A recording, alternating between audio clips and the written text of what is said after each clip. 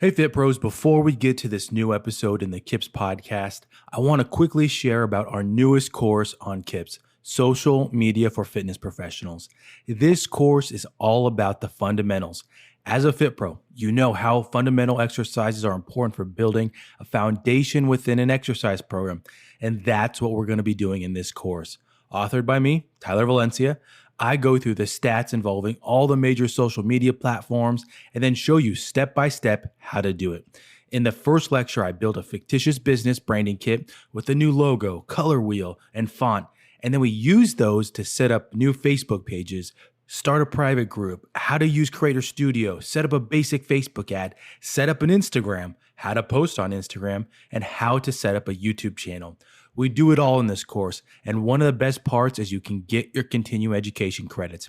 Head to the link in the description to find out more. Let's get to the show.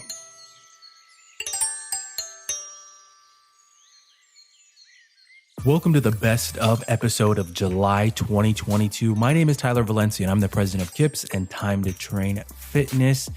July has come and gone. We are moving past summer almost. At the time of this recording, it is August 15th and already getting close to that fall time. Fall time, what does that mean for Fit Pros?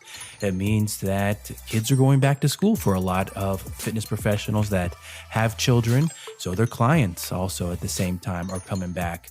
Clients are coming back. Your kids are going back into normal schedules, and hopefully you spent that summer working on your craft, working on those items that help you build your business, help you move further along in your career. And this past month with KIPS, we continued that train of releasing content that hopefully helps you grow, helps you think on your career, helps you think into deeper thought with how can I grow in certain areas. So even though it was a shorter month, again, for us with content development, that never means it's a bad thing with us. It means that we were working on something else. And so later on, we will be talking about our 2 podcast episodes and our YouTube tutorial that we released. But as always, let's jump into the top 10 cities of July. And with this, it's always exciting to say this when we start looking at it globally, but Canada coming in strong with the top 10. I'm going to start at the bottom now. Sacktown, Sacramento, Frankfurt, Williamsburg, Chandler, Roslyn, Larnaca, Canberra, down 4 slots from the top 1, Calgary, Limassol, and your top spot from July is Airdrie. Thank you all for listening, tuning in, sharing the podcast with fellow Fit Pros. It's always appreciated. If you're listening to this episode, let us know what's been your favorite episode from the past. Maybe share why it's helped you, and we will show our appreciation with a repost. And as always, if you have a question or a topic that you'd like to hear on the KIPS podcast, send us an email to info@kipsonline.org with the subject line podcast. Let's now jump into our podcast episodes from July. We had 2 of them, 2 very different episodes. The first one was from Nick Aston. Nick is an amateur Highland Games athlete at the moment. He is a strength and conditioning coach. He had stints at the collegiate level and at the moment lives in Albuquerque, New Mexico, training athletes, training general pop. And the reason why I wanted to have him on the podcast was his involvement with the Highland Games. If you follow me on social media, you know that the Highland Games has been a part of my life for the last 7 years. And when you come across an athlete that is also a strength and conditioning coach, it's always great to have them on the podcast to share their outlook on power, on strength, their approach to training athletes. And really one of those items that is always great to hear and talk about, even though many coaches know this already, is their approach to the fundamentals of training. Once you get past all the stuff that you see on social media, all the fancy exercises, all the stuff that you kind of scratch your head, you understand, if you've worked with athletes, that it's a lot of the basics, the fundamentals, getting good at these and improving on them and working on the small, intricate items. And many athletes as well can share how those things cross over to their approach to performance in game, the fundamentals. So in this episode, Nick talks a lot about how he trains athletes, the exercises that he works with them, and with himself being a fan of the Olympic lifts, how does he introduce them? Olympic lifts can be very scary to some beginners. And I will share a quick story before we get to the clip here.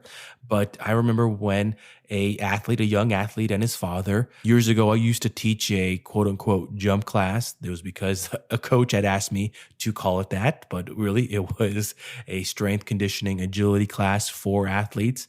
So with this gym that I was working at, an athlete outside of this gym's normal market came over to participate, and they spoke with me after. They were interested in my training. And when I talked to them about Olympic lifts, they kind of looked confused. They weren't sure. Why would I do this? Why would I incorporate Olympic lifts? Their big goal was to dunk. That was their big thing. I want my son to be able to dunk. And when I viewed this athlete in class, to be honest, I realized there were more than just the basics that he needed to work on. This was an athlete that had trouble really just hinging from the hips, could not hinge from the hips. But their big thing was, I need this kid to dunk. And so I shared this story because that communication, that talk with complex exercises or ones that seem outside of the norm for a certain athlete, there's often a method, there's often research that's behind a coach's approach to it. And so that communication is one of the tougher parts, that communication with them, why you're incorporating these, why we're starting at a certain place, because of the ultimate goal at the end, of course, to increase performance. So let's get to the clip from the episode from Nick. Yeah, so I think there are some really easy variations to learn. You don't need to learn the full clean, the full snatch, the full jerk. I really like variations from the hip. Yeah. So hip power snatch is really pretty user-friendly one. Like, it's pretty hard to go wrong. You're picking the bar up from the top. You dip down, you drive up with the legs, and you pull the bar up over your head. Yeah. So that's a huge one that I pretty much start anyone who has no Olympic lifting backgrounds on that. That's the first variation I teach them, just because it's really easy to teach. It's really easy for them to get the concept of, okay, I need to drive up, then I need to change directions to get underneath. And then when people get good at it, they can load it pretty heavy. Okay. Like my power snatch from the hip is actually higher than my power snatch from the floor. Okay. For whatever reason. That's probably something I need to work on technique wise, but I still really like that exercise. And then another one is the behind the neck power jerk. For a similar reason, really easy. It's very similar movement. Dip down, drive up, punch yourself down under the bar. So those are kind of the big two that I start people on, just because they require a little bit less time to learn. You can kind of get the concepts. You can load them up pretty heavy without being a full Olympic lifter. And then as people progress in those, I'll start incorporating some of the other variations, power cleans, power snatches. Then after some time, we'll progress even into the full lifts. But if someone is just like, for whatever reason, not getting it, even after a couple months of really trying it, pulls are really good. So not even worrying about catching, but just doing like a snatch pull, a clean pull. Yep. From different heights. You can do that from the hip, do it from blocks, do it from the hang, do it from the floor, all that stuff. It's still like you're still having to move heavy weight quickly. So I think those transfer over really well. My next guest from July was Aviana Garcia. Aviana is a fitness professional that I met out here in Phoenix, Arizona at one of the local gym chains. And she's someone that I feel like is a hustler. She's a grinder. She's someone that works hard, stays professional. And as I got to learn more about her, I realized how much she evolved over the last few years. Aviana is actually from Albuquerque and Santa Fe, New Mexico. And out there, she was a yoga teacher. And she had many other jobs that she did before, actually working full-time in the fitness industry. But then in 2020, she moved out to Arizona. And she started in a different area of the fitness industry. So to hear all these changes, this evolution, and how yet she still continues to have a positive outlook, continues to want to learn more items within the fitness industry. I thought she was a great guest to have on so that other fit pros that maybe that this was always been their calling, or they're in a spot in their career where they're maybe confused or they just need to hear something.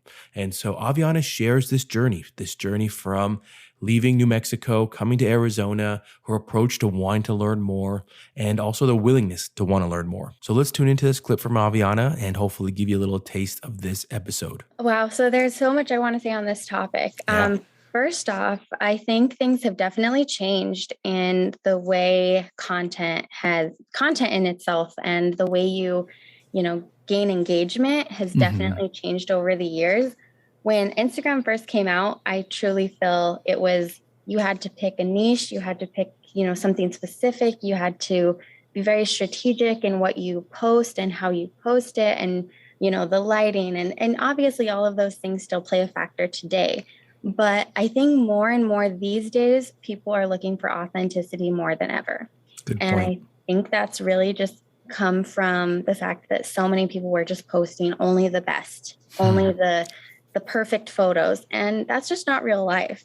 And so if you want someone to connect with you on a real level, you have to be more authentic and you just have to show up as yourself. That was hard for me. Yeah. I have a lot of things that I've gone through personally that I was afraid to share. And it's, again, goes back to the vulnerability piece of it's not easy to be vulnerable. But when people see your vulnerability, they're more willing to approach you because maybe they've been in that same spot and maybe they've felt that same feeling. And now they have someone that can connect and relate and you can talk about those things or talk through them. Yeah, that's good. Keep going. So I was just going to say with posting, I think that's, my approach definitely changed. I went from only posting like modeling photos and my perfect shots to just being authentic in who I am and what I love to talk about. Now, the YouTube tutorial that was released in July was one of my favorites, not just because it was the most recent one and not just because I'm recording a podcast episode talking about it, but because of where I'm at with discovering the options with royalty-free music. So this tutorial, this review was talking about royalty-free music. And with this talking about, in my opinion, the best option out there for fit pros. And I feel like I've been talking about that a lot today while I'm recording this. And even in a different podcast, I was talking about it earlier today, royalty-free music. But I really, truly feel that options like Epidemic Sound are quality options for fit pros. So in this review, I talk about Epidemic Sound. Why? Why did I choose this option? Because I admit it, I don't say which provider I was using before, but I went through a process where I spoke with a handful of providers and ultimately settled on Epidemic Sound. And my reasoning behind it with this provider, not only is the music really solid, and to be honest, it's the best out of all of them that I heard, but the pricing. The pricing is honestly half the cost of what you could expect to pay from other providers. The ease of it, the ease of using Epidemic Sound is nothing that I've experienced so far. I'm just going to give you a little background on the 30-day process that I went through when I tried it out before I paid the yearly fee for it. But they have a 30-day free trial where you get full access to an account. And with the setup, there's actually a process where you enter your YouTube account, you enter your Instagram, you enter your Facebook page so that if you were to get flagged, they know and they fix it. And I've had this happen maybe 2-3 times where I get an email from maybe YouTube that one of the songs I don't have access to. And then all of a sudden, shortly after, I get an email from YouTube saying that it's resolved. They fix it. Just like that. Don't even have to contact anybody. It gets fixed. I can't tell you how many times I've seen that comment in a Facebook group. I've seen that I have access to a certain account and I thought I paid for royalty-free music, but it keeps getting flagged. How do I fix this? And you start to understand the issues that people are having, that they're not really purchasing royalty-free music. They're not really getting their accounts white labeled so that they don't have issues with it. And this was something that I was starting to have issues with my business, Time to Train Fitness, was that I knew that I didn't have the right account with a certain provider. And that experience, and I'm not trying to call that company out, I'm not going to mention who it is, but the experience was not pleasant. It was not a pleasant experience and was also one of those reasons why I went to Epidemic Sound. But really, I feel like this was just meant to be. And I feel like it's something that other fit pros should look at. I can't tell you how many YouTubers, fitness YouTubers, also utilize Epidemic Sound. That is one of the other things that was a big positive in my book. There's other fit pros out there creating online workouts that are quality, high quality, and they're using the same thing. So go check out this tutorial. There's going to be a link in the description of this episode that you can watch the full video. There's going to be a link in there that you can go set up a trial account and do it. If you are in that space, this is one big box to check off. And it's one that's really going to help you continue to grow and continue to go into that space. So that's been it for this Best of July. It's been a quick one, but a quality one. As always, these episodes are meant to be a roundup of the previous month, all the content that we release, hopefully give you a taste of it, make you want to go listen more, make you want to go watch that tutorial, whatever that might be. So check the links in the description for the full videos or the full episodes. Go listen, tune in. But until then, Fit Pros, health and wellness professionals, keep working, Keep working into fall, and I'll see you in the next one.